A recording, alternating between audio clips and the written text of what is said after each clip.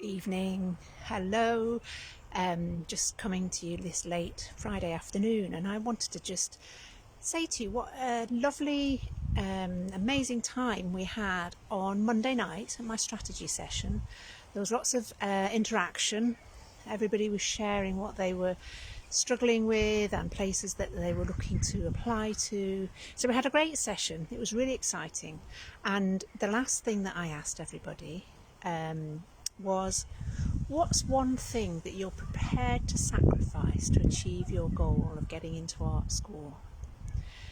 I tried to keep these sessions really interactive, and people were feeding back to me, and I kind of shared the one sacrifice that I had to make when I was applying to art school, and that was to get out of my own way in terms of consistently working from live, always working from still life. I didn't know what else to do. I had no ideas about what I wanted to do, and I was always drawing still lives with no real reason, drawing them really realistically and trying to, show my technical skills. But that's the one thing that I really had to do. I had to sacrifice, because if I wanted to get into art school, that wasn't going to work. And I see students, I see students doing this again and again every year, thinking that good, strong observational, technical skills, realistic drawing is the only way they're going to get into art school. And I have to say that just isn't true.